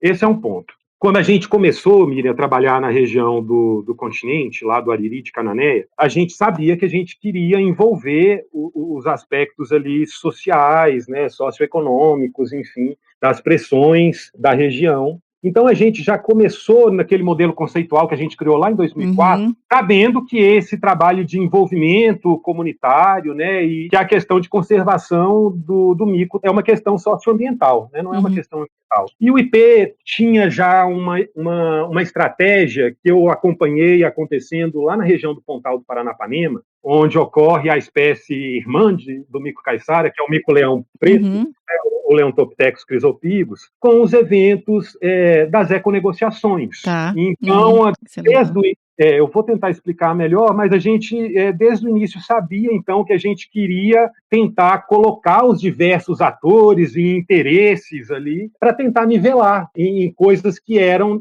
necessidades de todo mundo. Então, a gente teve início em 2005, 2004, 2005, com os trabalhos ecológicos, né? Mas aí esse trabalho de ser aceito, Miriam, pela comunidade, né? De ser, eu não sei se é essa a melhor palavra, mas enfim, da gente estar ali como um forasteiro, uma pessoa de fora que está ali de passagem, mas que é vista de algum modo com bons olhos, né? Que as pessoas entendam o nosso trabalho, entendam a importância de morar em unidades de conservação, de um mosaico de unidades de conservação.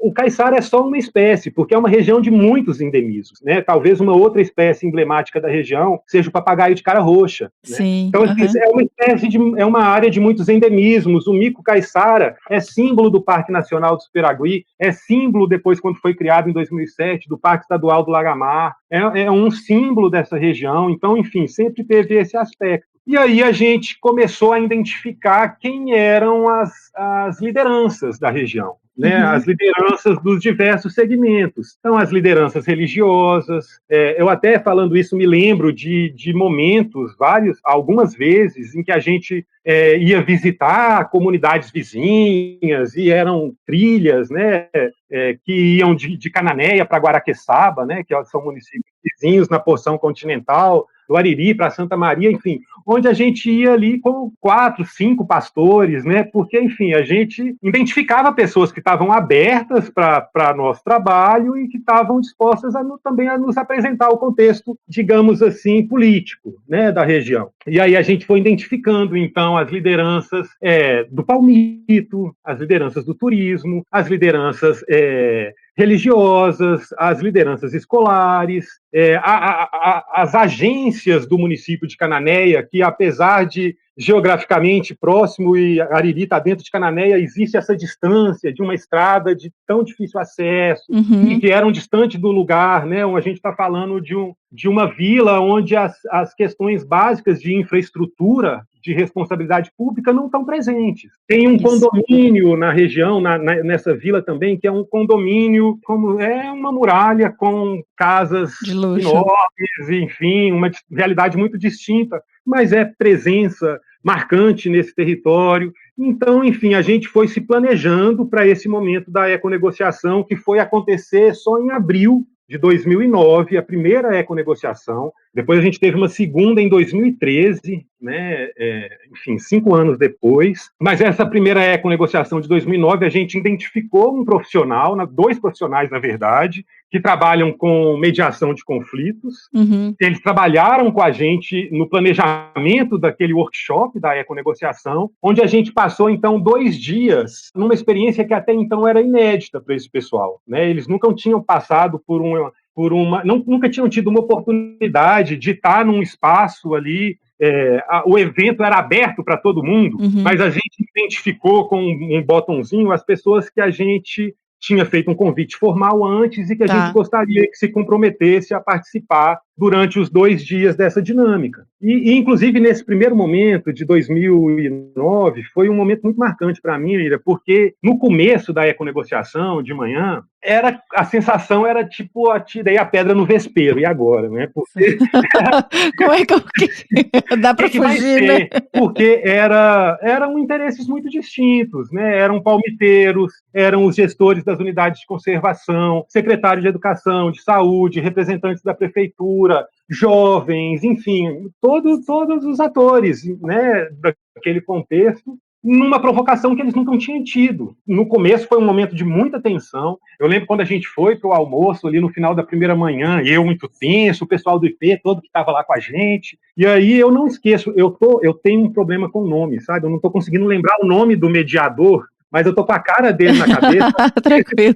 É uma pessoa muito querida, a gente tem contato até hoje. Ele falou: Alexandre, calma. Ele pegou um papel e começou a rabiscar. Olha, é assim mesmo, a gente está no momento da tempestade, da tensão. Agora, a partir da tarde, a gente vai ter todo um início de um trabalho que vai durar até amanhã à tarde, da gente tentar ir dissolvendo essas tensões, esses estresses, e achar, porque tem... Não interessa se é o palmiteiro, o dono da pousada ou a pessoa da prefeitura, todo mundo quer, por exemplo, que tenha uma condição sanitária melhor, todo mundo quer, por exemplo, que tenha uma facilidade de acesso melhor até a cidade. Enfim, a gente foi buscando pontos em comuns. Enfim, para resumir, criou-se grupos de trabalho e aí foi uma das coisas mais incríveis que eu já tive a oportunidade de experimentar na minha trajetória profissional, porque as coisas aconteceram por Sério? Que legal! Por esses grupos, até 2013, na outra econegociação de 2013, já foi um encontro, digamos, de amigos, não teve essa tensão toda, que legal! Várias coisas já tinham acontecido e, enfim, foi uma visão muito interessante, mas eu acho que é importante pontuar, Miriam, que as mudanças positivas não estão dadas, né? Eu acho que a gente conseguiu avanços importantes, por exemplo, como uma associação de artesãs,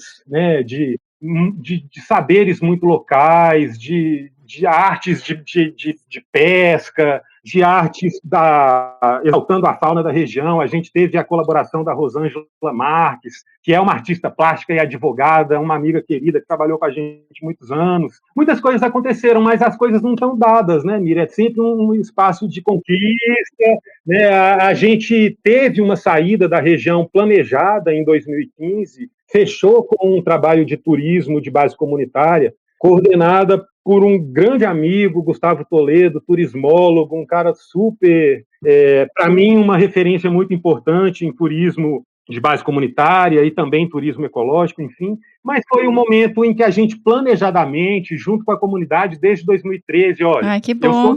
Eu estava à frente daquilo, eu mineiro, né, eu já estava aqui em Belo Horizonte desde 2010, quando eu vim para cá para fazer o doutorado, e aí começou a ficar uma coisa muito... Eu saí de Belo Horizonte, até contraditória, né, em termos de sei logística, lá, de logística, de pegada de carbono, isso, de chegar lá e todo o empenho disso. A gente teve, então, esse pisou no freio de uma forma muito planejada. E aí, quando foi... Respeitando, com todo mundo sabendo, né? Nada no susto. Toda a comunidade preparada, sabendo daquilo, né? E, enfim, o IP também, que é a instituição da qual a gente estava junto. Até que em 2018 teve um momento de retomada, que também foi um momento muito importante, assim, né? Que eu acho que é muito importante, inclusive, falar disso, Miriam. Claro. Porque se tem uma coisa que porque eu comecei, o Fê fala muito isso, e eu comungo, entendo muito de quando ele fala isso. Que a gente, quando é da graduação, pelo menos essa nossa geração de graduandos e biólogos, a gente, sei lá, aquela sensação de que ser biólogo é ser um assistente de campo diplomado, e muito campo, e muito trabalho, e muito perrengue, muita, né, aquela adrenalina de estar no campo, né? E quando a gente vai trabalhar com uma espécie como o mico-leão caiçara, que se sabe tão pouco, né? A gente fica com aquela sensação, nossa, que legal, vou poder dar uma contribuição, né? Minha pesquisa vai fazer alguma diferença. Mas, coitado, não sabe de nada, inocente, né? A gente vê que a sua pesquisa, se ela for só para o artigo, não interessa que seja a melhor revista. Exatamente, se não sai do papel, né? A gente precisa estar com as pessoas do lugar, estar com a comunidade. Enfim, conservação só acontece de forma colaborativa, né? A gente só consegue qualquer coisa nessa perspectiva de união, de pessoas trabalhando juntos, desde o nível local, né, mais local, daquela pessoa que mora lá debaixo da floresta, aos parceiros internacionais, aos parceiros institucionais, aos financiadores, enfim. Sim, e aí, quando perfeito. foi em 2018, a SPVS, que é uma instituição também muito consolidada, né, lá do Paraná, a SPVS entrou em contato formal com o IP, enfim, mas eu sei que chegou até mim o convite, né, de vir a compor uma retomada dos esforços de pesquisa com o mico-leão de cara preta. Eu fiquei feliz da vida, né? Eu passei ali 2016, 2017 angustiado com essa questão de saber que não tinha nada acontecendo em campo. E aí, em 2018, a SPVS aplica uma proposta para uma fundação de amparo à pesquisa, a Fundação Boticário até, acho que, enfim, é válido falar. E a gente conseguiu o recurso, né? Aí, com a coordenação da TISE. Sim. A TISE é uma dessas heroínas da conservação, sabe? É uma pessoa que está à frente da pesquisa com o papagaio de cara roxa há décadas, eu diria, e que encarou esse desafio, né, de coordenar, então, um grupo de instituições, mas instituições são feitas por pessoas incríveis, né? Que legal. Então, eu vou me arriscar a falar alguns nomes aqui, mas com certeza vai ficar gente de fora, mas, enfim...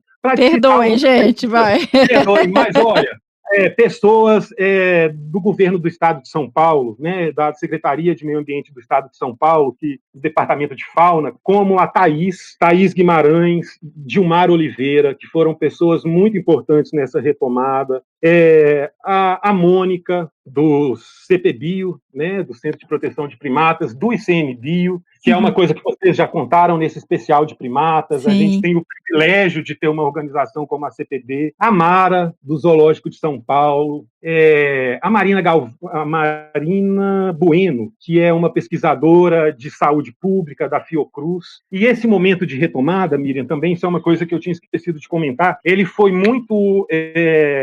desencadeado pela pressão que a gente estava muito forte naquele momento da febre amarela. Tá. Então, ele é vulnerável à febre amarela, o mico-leão? Então, o que a gente sabe, que está posto, o que a gente sabe é que calitriquídeos, eles têm um impacto menor do vírus do que os bugios, por exemplo, né? Que é um grupo dizimados, muito, né? Uma coisa muito, muito preocupante, né? Uhum. Mas a gente também tem registros de mico-leão dourado, né? De Leontoptex rosalia, com a febre amarela chegando a impactar alguns indivíduos e isso tendo algum impacto na população. Enfim, a Thaís é uma veterinária de animais silvestres e a Marina também, da Fiocruz. Então, a gente começou muito movidos por essa urgência, né, de acompanhar a dinâmica do vírus da febre amarela naquela região, de preparar a população a usar um aplicativo da Fiocruz, né, de registro, uma ferramenta muito legal, muito interessante, se não me engano chama Cisgel, para monitorar registros de bugio ou outros animais suspeitos que possa ter sido acometido, né, pela febre amarela, enfim. Então, muito motivados por essa pressão da febre amarela, mais uma ameaça, né, uma ameaça eminente aí para os micos caiçara. A gente tem uma retomada dos trabalhos em 2018 e aí consolidando essa abordagem de um projeto de conservação colaborativo, né? Então, a gente tem a SPVS à frente disso, mas a gente tem a Fiocruz, a gente tem a Secretaria de Meio Ambiente do Estado de São Paulo, a Fundação Zoobotânica do Estado de São Paulo, o CPB, o ICMBio, eu na UING, aqui na Universidade do Estado, de Minas Gerais, né? Então, geograficamente distante, mas tentando me fazer o mais presente possível. A Federal do Paraná, tem a Bianca, que é uma primatóloga muito querida e de muito empenho ali no Paraná. Tem colaboradores da UFPR, enfim, é um time muito grande de pessoas que estão aí, de instituições, que estão aí atuando desde então de uma forma colaborativa, né? Que legal. Com a retomada com Caiçara, com o Toninho e o Luiz, né, os nossos guardiões mor do mico caiçara, como assistentes de campo. O Nata aposentou, já estava na hora, tá curtindo só a praia lá em Superavi, mas é isso. Então, é um trabalho colaborativo de muita gente, de instituições assim muito bacanas e que eu fico muito feliz de ver que está acontecendo, sabe? Que legal, também fico feliz de saber disso. E tem uma questão que eu falo demais, né? Você está percebendo? Pode falar, uai. Dois mineiros conversando, a gente vou pegar um café com queijo. O meu café já está aqui, toda hora com a canequinha do que bicho é esse. Mas, enfim, eu acho que essa experiência, né, esse aprendizado aí ao longo sei lá, quase 15 anos, né, ali à frente das ações de conservação do caiçara, também me fez perceber uma coisa que me motivava muito, né? Porque pesquisa é muito na base da curiosidade, da motivação, daquilo que nos fica aquela pulguinha, aquela curiosidade. E aí eu comecei a ter muita vontade de trabalhar com política pública ambiental, né? Com política pública socioambiental. E aí, quando no final do doutorado e quando acontece a minha entrada na UENG, né, eu me vi, então, diante da situação, olha, então acho que agora é a oportunidade de eu abrir essa outra avenida, né, de trabalho. Claro. Enfim, a gente está sempre descobrindo coisas novas, né, para fazer. E hoje eu estou aí tentando, então, trabalhar também com políticas públicas para sustentabilidade ou para questões socioambientais. Tenho orientado, né, no mestrado de Ciências Ambientais da UENG, a gente está tentando criar outros mestrados, né, nessa área, mas os meus estudantes todos trabalham com questões de políticas, né? A questões relacionadas ao licenciamento ambiental municipal, a política nacional de gestão de resíduos sólidos. A gente está com uma pesquisa agora também de, enfim, políticas públicas de agroecologia e de segurança alimentar na região de Belo Horizonte, né? Região metropolitana, enfim. Isso me abriu esse vontade, né, de trabalhar com questões políticas também, e tudo isso aconteceu nessa jornada, né, de estar lá à frente do Caiçara, e as econegociações, então, foram o start disso. Mas isso que eu fiquei pensando, que você, na verdade, já estava trabalhando com isso lá, né, já tinha começado a trabalhar com isso lá. Sem dúvida nenhuma. e acho que fica essa sensação de que a gente que trabalha com conservação na área ambiental, a gente está contra a corrente demais, né, Miriam? E a gente fica querendo, sei lá. Quem vive isso, acho que entende um pouco o que eu estou querendo. Entende, também acho. Não, mas eu entendi perfeitamente. Mas você ainda está com o pezinho lá, né? E aí... Tô demais. Quer dizer, na medida do que eu consigo, né, na verdade. Claro. E Ale, qual é, então, assim, agora, quais são os próximos passos para lá, desse grupo, que você mencionou que vocês vão tentar fazer um novo levantamento populacional. Aliás, você nem chegou a me contar como que você fez o primeiro, que eu fiquei curiosa para saber como que você fez esse levantamento nessa área aí. Então, e tentar agora realmente retomar eu imagino que tenha tido uma pausa também nos estudos por causa de pandemia, Covid e tal. Então, sim. Né, foram anos difíceis aí para todo mundo. Estão sendo ainda, não acabou. A gente, pelo amor de Deus, se cuida, vacina, usa máscara. Então... eu tomei a minha dose terceira hoje. Ai, que bom, que bom. Muito bom, muito bom. Então, Miriam, foi o seguinte, eu fui lá para Superagui no final de 99, início de 2000, com a missão de fazer uma estimativa da população de Mico Caiçara. A pesquisadora que estava à frente, naquela época no IP, a Fabiana Prado, ela estava grávida da primeira filha dela, que hoje é uma moçona, e eu, na época, também, uma coisa legal, eu tive a sorte de ter 2 mestres Jedis, né, como a gente sabe, na graduação, que foi o Bião, que legal. O Fabiano também foi meu mestre, e o Paulo Demarco, o Paulo Demarco Júnior, enfim, e foi o Paulo Demarco muito, né, que me colocou nesse estágio do IP. Eu já queria trancar, eu fazia muito estágios, eu acho que isso é até uma coisa legal, porque eu, pelo menos, recomendo sempre o Desabraçando, que deixa esse para os meus alunos, então acho que tem muita gente da graduação que deve acompanhar, né, o podcast. Que legal. E eu sempre fiz muito estágio, né, todas as férias eu pegava a mochila e ia para algum lugar fazer estágio, assim. E eu já tinha decidido que eu ia trancar 6 meses e ir para algum lugar. Naquele momento, eu iria para Abrolhos fazer estágio com a baleia jubarte, mas eu já trabalhava com primatas, já trabalhava com sauá lá em Viçosa mesmo, com avião. E aí o Paulo Demarco, não vai fazer isso não, você vai para o IP então. E aí foi, enfim. E aí eu fui para o IP fazer o censo, e aí a metodologia que a gente usava é uma metodologia que a gente chama de distanção. É uma metodologia que quem conhece o Desabraçando também já deve ter ouvido, mas foi um trabalho muito... como é que eu diria? Ingrato. Milhões de trilhas e cestos. Porque é o seguinte, a gente teve, se não me engano, 11 trilhas cortando ali, amostrando toda a ilha do Superagui. Então, toda a ilha ela tem um formato mais ou menos retangular, né? A Vila Maior está numa porção extrema da ilha, mas a gente já mostrou toda a ilha, então um trabalho Eu estou resgatando aqui a minha monografia para te contar que foram 567 quilômetros percorridos ao longo de 2 anos de trabalho, para ter 13 avistamentos. Mentira! 13 avistamentos. Caramba! Ingrato mesmo, viu? Pelo amor de Deus.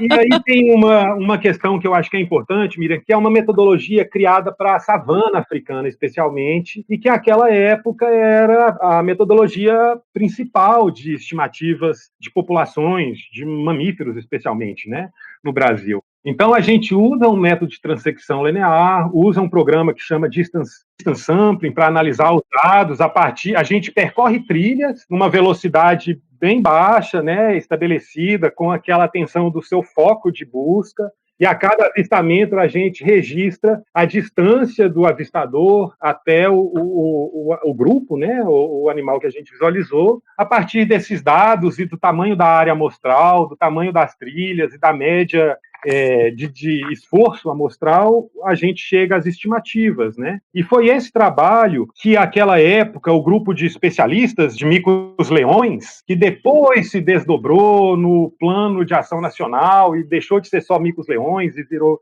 mamíferos ameaçados, enfim, por sugestão, se não me engano, na época do Anthony Hylands e de outros grandes, né, que a gente teve a oportunidade de ser, de alguma forma, orientado por eles, nos recomendaram que a gente expandisse aquela amostragem para toda a área conhecida de distribuição dos animais, que foi a primeira pesquisa em 1992, logo depois da descrição da espécie pela ciência, né, porque os caiçaras, os bichos já estavam lá. A Lorine e Persson, que foram as pesquisadoras que, digamos, registraram oficialmente o registro científico da espécie, fizeram a primeira estimativa e também esse estudo aí do limite de distribuição, que houve também outros esforços, mas é o que mantém até hoje essa estimativa de cerca de 300 km². E aí, expandindo o que a gente viu na ilha para toda a região de distribuição, a gente chegou a uma estimativa de cerca de 400 indivíduos na natureza, mas com um intervalo de confiança gigantesco. Porque é muito pouco o registro, né? Um intervalo de confiança muito grande. E aí, quando a gente retomou os trabalhos com o mico-leão de cara preta, a gente teve um encontro presencial lá na SPVS, em Curitiba, em algum momento de 2019, não vou lembrar precisamente quanto, mas eu lembro que naquele momento, todo mundo lá, né, atualizando o plano de ação e de conservação da espécie, eu falei, vamos ligar para o Bião, porque o Bião, e os drones. o Bião é o mestre dos drones e o mestre de conservação, enfim, e vamos ver com o Bião se já não temos drones capazes de nos auxiliar como uma ferramenta de detecção, né, de caiçara. E aí, naquele momento, o Bião, ainda não chegamos nesse ponto e tal. E aí, junto com a Bianca e com outros pesquisadores, enfim, do encontro, a gente chegou ali num método que está mesclando armadilhamento fotográfico, enquadrantes dentro da área de distribuição da espécie. A gente também está com o levantamento da paisagem sonora como uma ferramenta auxiliar de detecção dos registros de grupos de mico-leão. E aí agora, outubro, se não me engano, agora de 2021, no nosso encontro anual da espécie, a gente viu que eu falei, não, vamos ligar para o Bião, né, e ver se nesses 2 anos aí não teve alguma novidade. Ele está trabalhando agora com a aurita, né, está muito atuante, enfim, uma paixão antiga do Bião, Calitrix aurita, quem sabe. Aí, para nossa surpresa, o Bião falou, olha, vai rolar, está sendo possível detectar animais do porte enfim, calitriquídeos, e a gente está agora na expectativa do início de fevereiro, da gente ter aí um encontro virtual ainda com o Bião, mas para a gente planejar já a ida com ele para a região, de testar os drones, né, com os sensores de infravermelho, para a gente, aí numa grande expectativa de que a gente tenha mais essa ferramenta para nos auxiliar na atualização da estimativa populacional de caiçara. Perfeito, né, que legal. É uma das prioridades aí de pesquisa e de ações. Gente, tecnologia vai revolucionar esses estudos de população, né? Porque é difícil demais. É importante, a gente precisa disso, né? Porque é um custo-benefício, um desgaste que, por mais maravilhoso que seja a área que a gente trabalha, é uma coisa quase sobre-humana, né? Sim. E aí o auxílio dessas ferramentas são muito bem-vindas, ainda mais por uma espécie tão rara, tão difícil de visualizar, de encontrar, nesse contexto todo que a gente já falou aí, que é o Mico Caiçara. Exatamente. Você está falando de ferramenta que vai facilitar a vida, vai agilizar para conservação. Não estamos tirando, gente. Ainda vai ter pesquisa, vai ter gente lá embaixo estudando os bichos. Depende da pergunta que você quer saber. Mas para fazer levantamento rápido, de forma mais em conta e trazendo resultado mais robusto para a conservação, isso tecnologia só vem agregar, né? Só ajuda. Você falou tudo, professora. Eu acho que assim, nada substitui a nossa presença em campo, lá, né, acompanhando, vendo e observando os grupos, o contexto, os animais, mas a gente tem que se valer de todas as ferramentas possíveis, porque é importante, é necessário, o contexto de trabalho exige isso, né? Exato. E vai estar relacionado com as perguntas que a gente quer trabalhar, com a questão que a gente quer responder, né? Aqui, você falou de paisagem sonora, eu lembrei que eu não te perguntei nada de vocalização. O que bicho é esse? Cadê a vocalização do bicho? O mico-leão caiçara, ele tem um repertório, tá aí, uma questão que ninguém nunca estudou, né, com caiçara.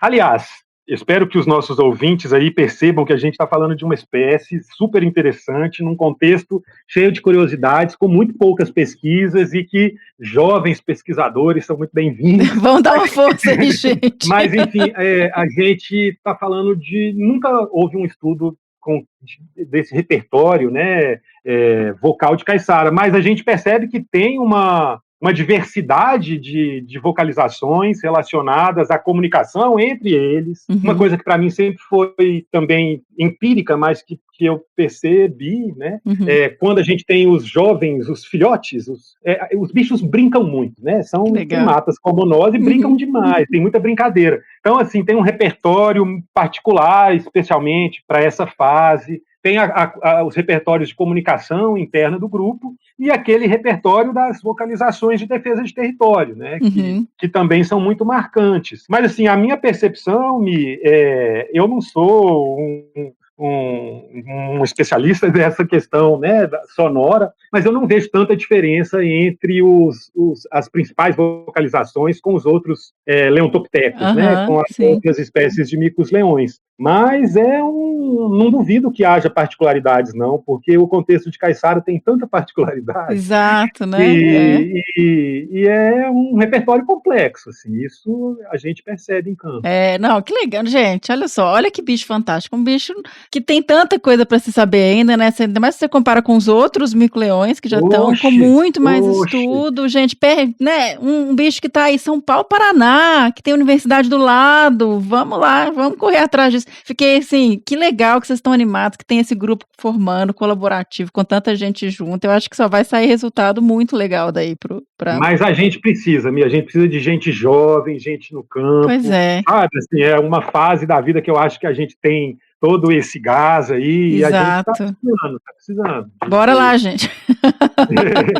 Correr atrás disso aí mesmo. E fazer isso, fazer estágio, procurar, escrever pro pessoal que tá aí na linha de frente. Eu, além da questão geográfica, tenho o fato também que eu tô na faculdade de engenharia da UING, né? Então, os meus estudantes são engenheiros. Ah, meu Deus!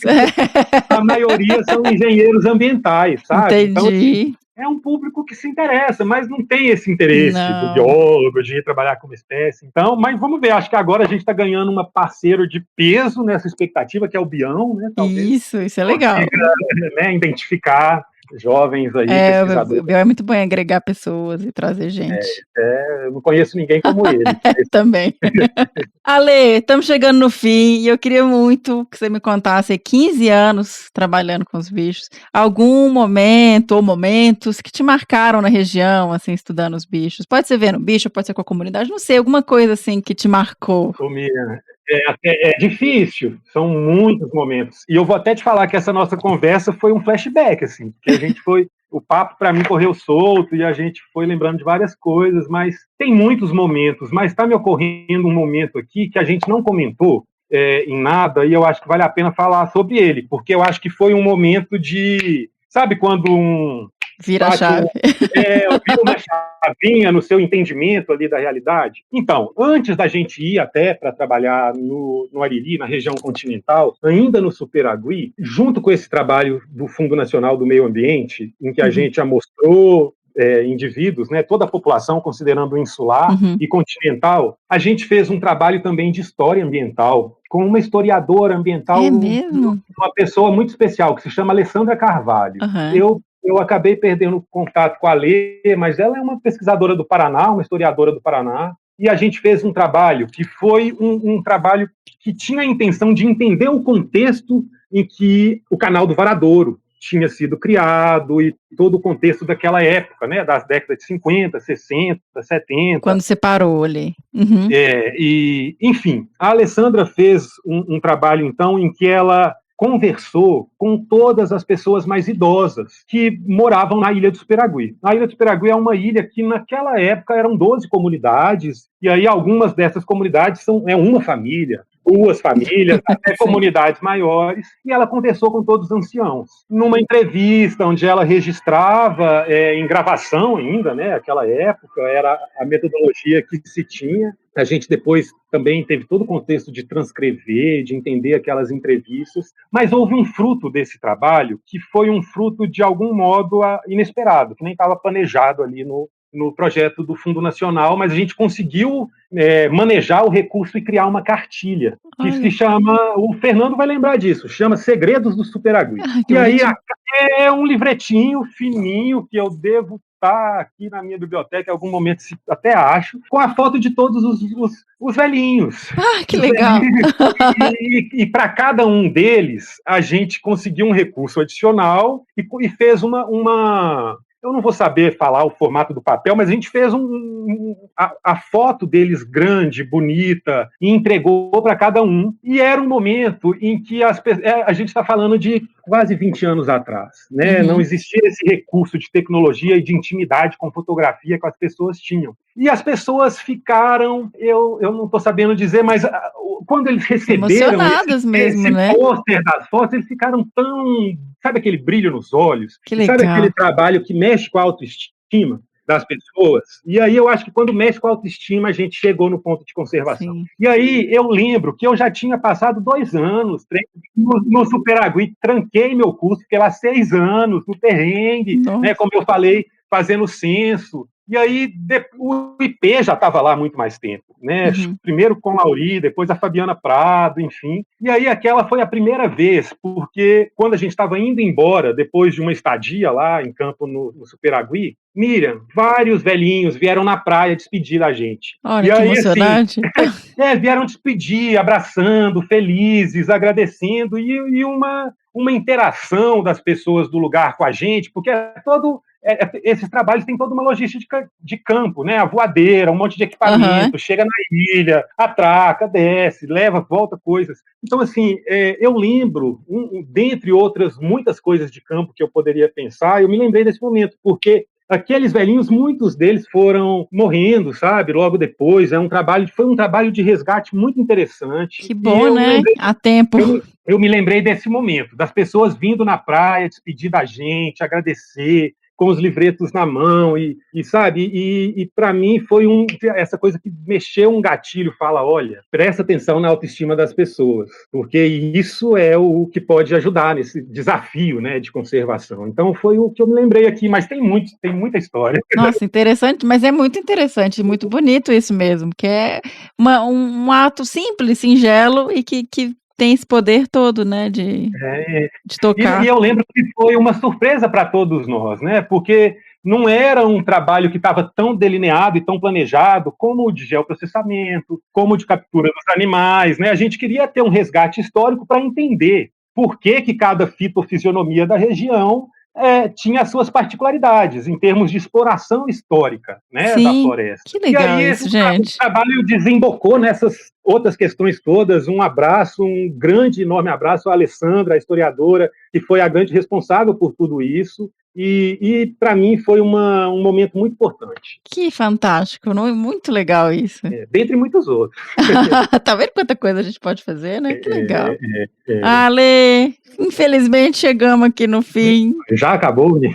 Quer dizer, não sei nem quanto tempo a gente está falando. A gente tem 1h30, mas eu falaria bem mais aqui. Não, então acho que o pessoal vai ficar cansado de ouvir a gente. Mas eu ficaria mais conversando aqui. A prosa tá muito boa. Obrigada mesmo por ter conversado com a gente. Eu também. Eu que agradeço e, nossa, fiquei muito honrado, fiquei muito feliz. Quando você chamou para o convite, eu falei, nossa, mas tem que falar com o pessoal da SPVS, são tantas pessoas, né, envolvidas aí, mas fico muito feliz de estar aqui representando todo mundo. Tá todo mundo junto.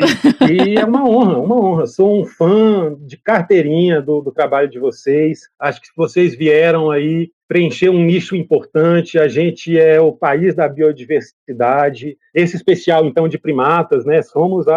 Eu escutei, acho que uma vez, até o próprio Fernando falando, somos a Macacolândia, né? Então, acho que é importantíssimo esse trabalho, inclusive do Que Bicho é Esse? Crianças, né? Isso. Porque a gente tem que reconhecer a nossa biodiversidade, nada contra os grandes animais da savana africana, mas a gente precisa valorizar o que está aqui, que está tão ameaçado, talvez mais do que nunca, né? Poxa, brigadão, Lê. Fico feliz, portas abertas aqui para você sempre. E obrigada. Beijão, dá um beijo no Fernando, um beijo nas crianças e espero que a gente se encontre. Próxima vez a gente toma um café presencialmente. Abraço, viu, querida? Beijo, querido. Tchau, tchau. Beijo, até mais.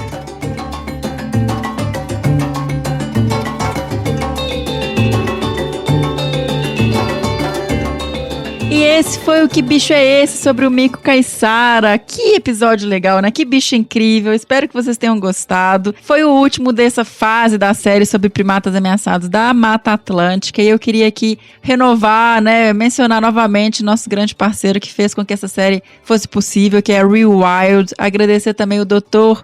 Russell Mittermeier e o Dr. Anthony Highlands, que fizeram possível a gravação desses episódios e trazer tantos convidados maravilhosos. Foi um prazer enorme mesmo. Eu fiquei muito feliz e me senti muito privilegiada de trazer tanta gente legal, tanta história, tanto conhecimento, tanta pesquisa e tanta, assim, esperança de conservação dos bichos ao final, de saber que tem tanta gente bacana trabalhando com os primatas, esses primatas tão ameaçados da Mata Atlântica. Então, realmente, eu só tenho a agradecer e pedir para todos aí ouvirem, compartilharem, que essa voz, que essa mensagem dessas pessoas que amam esses bichos e que vê a importância deles ecológicas e de conservação dessas espécies chegue no maior número de pessoas possível. Dessa forma, a gente pode dar uma força para a conservação desses bichos, que, afinal, é o nosso grande propósito e objetivo aqui como biólogo e como cidadãos, né? Então, bora aí compartilhar, gente. Vamos fazer essa mensagem ir o mais longe possível. E agora a gente vai dar um intervalinho aí de falar de primatas, né? Vamos voltar para o nosso roteiro de bichos do Que Bicho é Esse? Tem tanto bicho legal pra gente gravar. Eu acho que o Bicho é Esse,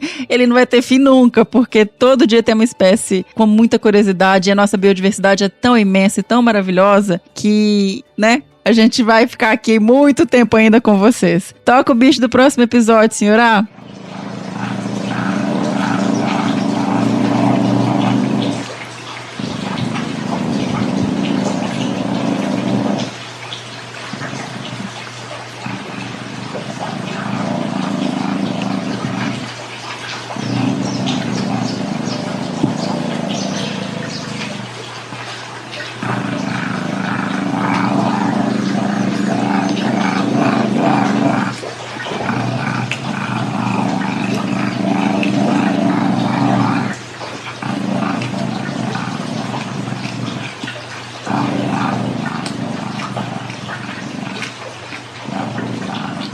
Eu queria lembrar também que nossa lojinha está online, cheia de produtos bacanas. Tem a camiseta Seja Sua Própria Onça, tem canecas esmaltadas, pets bordados e os kits super completos de primeiros socorros. Então, quem quiser conhecer os produtos, entra lá em www.loja.desabrace.com.br. Além disso, nos siga nas redes sociais, no Facebook em Desabraçando Árvores Podcast, no Instagram em @desabrace, Twitter @desabrace. Siga os nossos podcasts no Spotify, na Amazon, no Orelo e na Apple Podcasts. Se inscrevam no Google Podcasts ou no Castbox e favoritem no Deezer para não perder nenhum episódio, né? E ficar sempre recebendo alerta de quando sair coisa nova. Caso vocês gostem do nosso projeto e queiram nos apoiar, vocês podem doar a partir de R$1 pelo Apoia-se em www.apoia.se/desabrace.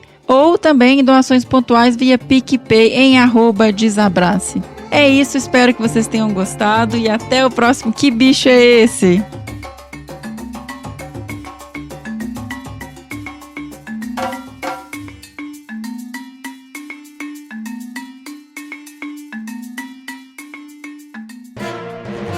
Mais um produto com a edição do Senhor A.